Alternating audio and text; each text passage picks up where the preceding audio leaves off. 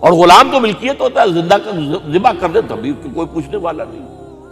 تو جو بیت رہی تھی بلال پر، ابو فقیہ پر، زنیرہ پر، جو ان پر بیت رہی تھی، جو خباب پر بیت رہی تھی، جس طرح ہلاک کیا گیا ہے حضرت سمیہ کو، حضرت یاسر کو، یہ ساری تکلیفیں انہیں بھی تھی، لیکن کیا اس کا یہ بالواسطہ ایذا محمد کے لیے نہیں تھا صلی اللہ علیہ وسلم؟ آپ کے ساتھی، آپ کی جانثار، لیکن آپ ان سے بھی کیا کہیں، فصبروا فصبروا فصبروا۔ جب ابو جہل بدترین ٹارچر کر رہا تھا حضرت سمیہ اور حضرت یاسر کو رضی اللہ تعالی عنہما، آپ کے علم میں ہے کیسی کیسی ٹارچر کی ہے؟ جوان بیٹے کو باندھ دیا ایک ستون کے ساتھ، اس کی نگاہوں کے سامنے برہنہ کیا ہے ماں کو،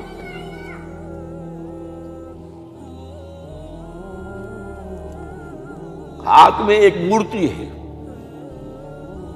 جب تنگ آ گیا، ستا کر تنگ کر کے مار مار کے حضرت سمیہ ٹس سے مس نہیں ہو رہی، کہتا ہے تم ایک دفعہ کہہ دو سمیہ کہ ہاں اس مورتی میں بھی کچھ ہے، میں تمہیں چھوڑ دوں گا۔ انہوں نے تھوک دیا، برچھا مارا ہے شرمگاہ کے اندر۔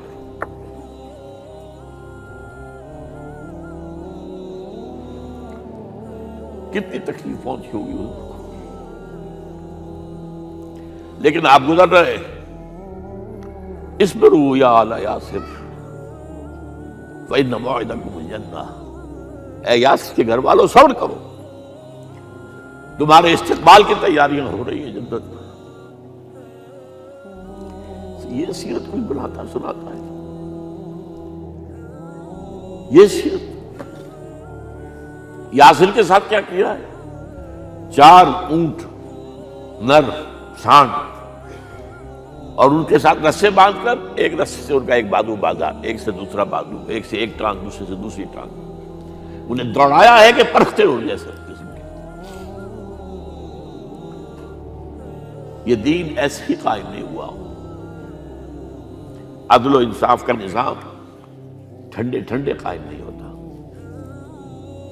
گھر میں آرام سے بیٹھے ہوئے قائم نہیں ہوتا۔ اور سنیے، 3 برس شیب بنی ہاشم کے تو قید ہے، 3 برس، اور یہاں کی قید پر قیاس نہ کریں۔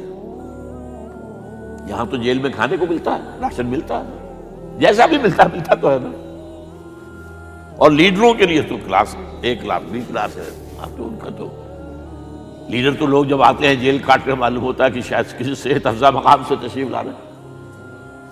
وہاں کیا تھا؟ ٹوٹل بائیکاٹ، ایک گھاٹی، ادھر پہاڑ ادھر پہاڑ، دونوں طرف جو ہے پہرے، کوئی کھانے پینے کی چیز اندر نہیں جائے گی، اور پورا خاندان بنی ہاشم، وہ بھی کہ جو ایمان نہیں لائے، وہ قبائلی زندگی تھی نا۔ بنو ہاشم چونکہ حضور کو پشت پناہی چھوڑنے کو تیار نہیں ہوئے، ابو طالب نے آخری وقت تک بھی ساتھ نہیں چھوڑا۔ ہاں، آخری وقت کے قریب ایک بات ہو گئی تھی، ایک مرتبہ تو ہوا کہ وفد آیا ہے قریش کا کہ اپنے بھتیجے کو روک لو، وہ ہمارے معبودوں کی توہین کرتا ہے۔ ابو طالب نے بلایا اور آپ سے کہا کہ یہ اپنے رویے کو بدلے۔ آپ نے فرمایا چچا جان، اب تو چاہیے میرے ایک ہاتھ پر سورج اور دوسرے پر چاند رکھ دے، میں اپنے اس مشن کو چھوڑ نہیں سکتا۔ یہ ہے استقامت۔ اور ابو طالب کے عین انتقال کے وقت جو معاملہ ہوا، جب وفد آیا ہے کہ ٹھیک ہے اب ہمارا جو ہے صبر کا پیمانہ لبریز ہو گیا ہے، اب ٹھیک ہے آ جاؤ میدان میں، تم بھی ساتھ چھوڑنے کو تیار نہیں ہو۔ ابو طالب نے بلایا اس کو، بھتیجے مجھ پر اتنا بوجھ نہ ڈالو جو میں برداشت نہ کر سکوں۔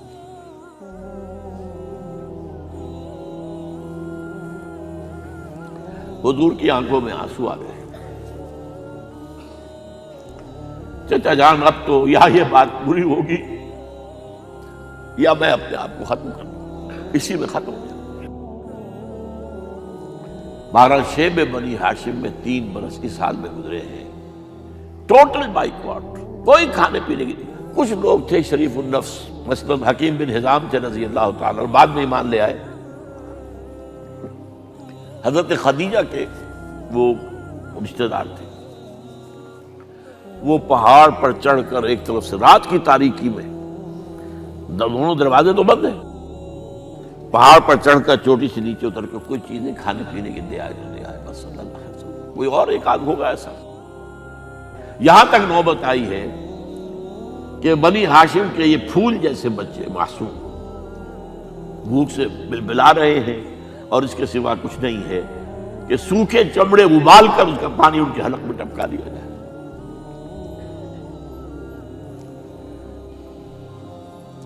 اور جو ہوا وادی طائف میں،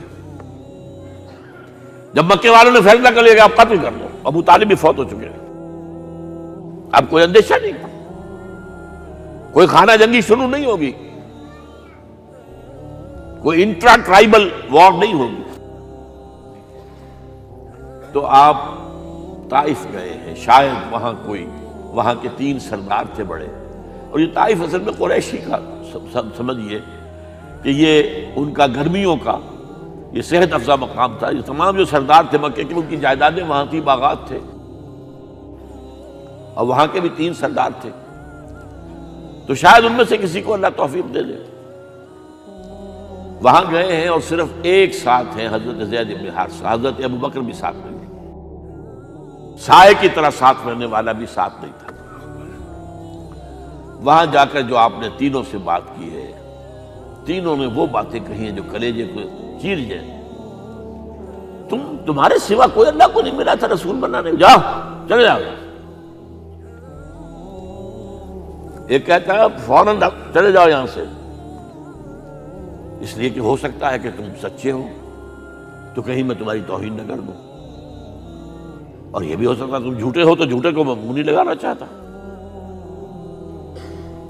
3 دن کی یہ سختی، اور اس میں کیا ہو رہا ہے، اسٹریٹ ارچنز جو کہلاتے ہیں ہمارے ٹھوکرے گلیوں کے، انہیں اشارہ کر دیا ذرا ان کی خبر لو. اب وہ پتھراؤ کر رہے ہیں. جیسے ہمارے ہاں کوئی آ جاتا ہے، کوئی نیم پاگل یا کوئی اور کسی طرح کا مست قسم کا آدمی، اور اس کے اوپر چھوکرے چاروں طرف ہوں اور ستا رہے ہوں. یہ نقشہ تھا، اور طائف کی گلیاں تھیں، اور محبوب رب العالمین تھے. ادھر سے پتھر آ رہے ہیں تو زید بن حارثہ رکاوٹ بن گئے، لیکن پیچھے سے آ رہے ہیں، وہ کیسے روکیں گے؟ پیچھے جاتے ہیں تو ادھر سے آ رہے ہیں. جسم لہو لہان ہے، خون رس رس کر زخموں سے جوتیوں میں آ کے جم گیا ہے. پھر وہاں سے آپ نکل کر گئے ہیں، ایک باغ میں تھوڑی سی پناہ لی ہے تھوڑی دیر کے لیے. جوتے بڑی مشکل سے اترے ہیں، خون جمع ہوا، اور وہ جو پھر دعا نکلی ہے آپ کی، وہ کلیجے کو چیر جانے والی ہے. اللہم الیک اشکو ضعف قوتی وقلت حیلتی وحوانی علی الناس. اے اللہ تیری جناب میں فریاد لے کر آیا ہوں اپنی قوت کی کمی کا، اپنے وسائل کی کمی کا، اور لوگوں میں جو رسوائی ہو رہی ہے. الی من تکلنی الی بعید یتجہمنی او الی عدو ملکت امری. مجھے کس کے حوالہ کر دیا ہے؟ مجھے دشمن کے حوالے کر دیا جو چاہے میرے ساتھ کر گزرے. فریاد ہے کہ نہیں؟ بڑی زوردار فریاد ہے، بڑی زوردار. لیکن پھر مقام عبدیت کا ظہور ہوتا ہے. ان لم یکن علی غضبک فلا ابالی.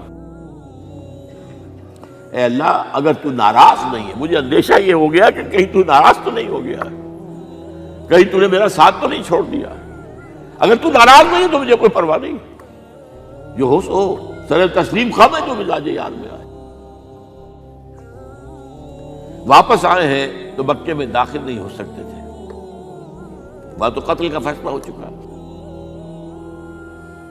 باہر ہی آپ نے ڈیرا لگایا، زید بن حارثہ کو بھیجا، فلاں شخص کے پاس جاؤ کہ تم اگر امان میں لے لو محمد کو تو محمد آ جائیں. میں تو میری یہ پوزیشن نہیں ہے، میں قریش کے مقابلے میں امان نہیں دے سکتا.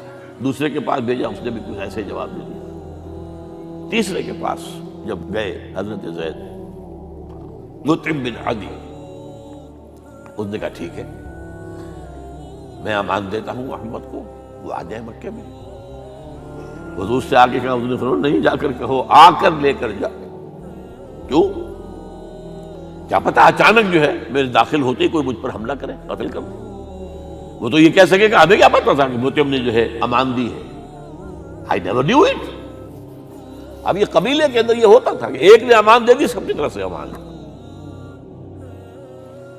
لہذا حضور نے فرمایا آ کر لے کر جاؤ۔ وہ اپنے 6 بیٹوں کو ہتھیار سجا کر لے کر آیا ہے اور پھر لے کر گیا حضور کو، کہتا ہوا گزر رہا ہے راستے میں، لوگوں سن لو محمد میری امان میں ہے صلی اللہ علیہ وسلم۔ اس لیے آپ کو مکے کے اندر پھر 2-2.5 سال مزید رہنے کا موقع ملا ہے، اور اتنا بڑا احسان آپ نے مانا پھر مطعم بن عدی کا کہ غزوہ بدر میں جب 70 اسیر تھے قریش کے حضور کے پاس، تو آپ نے فرمایا تھا کہ اگر آج مطعم زندہ ہوتا اور وہ سفارش کرتا تو میں ان سب کو چھوڑ دیتا بغیر کسی فدیے کے۔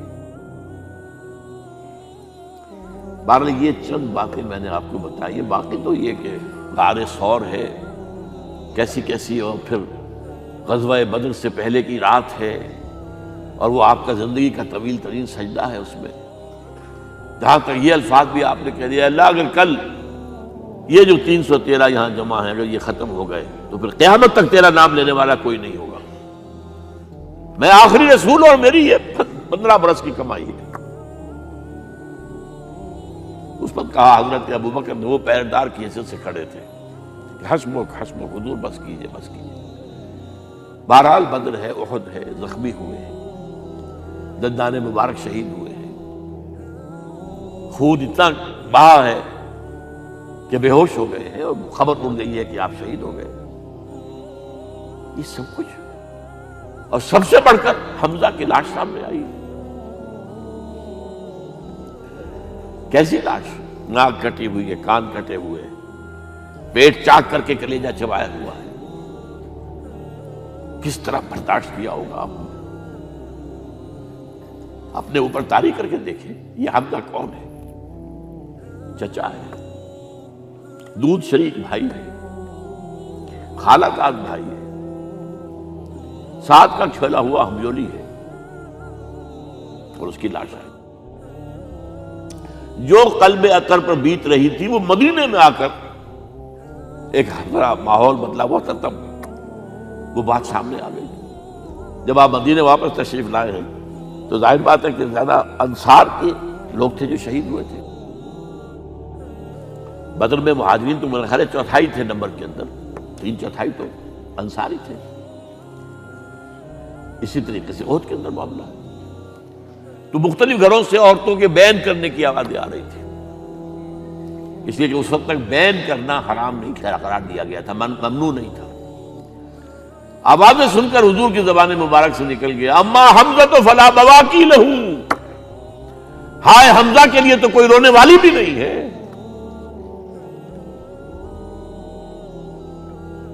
اس پر پھر صحابہ نے، انصار نے اپنے ہاں کی خواتین کو حضرت صفیہ کے یہاں بھیجا، وہ سگی بہن تھی، وہاں انہوں نے جا کے بھی تعزیت کی بہن کی۔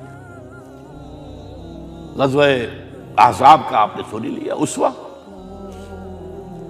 اسوہ رسول پر نہ معلوم کیا کیا باتیں چیزوں میں مشہور ہو گئی ہیں۔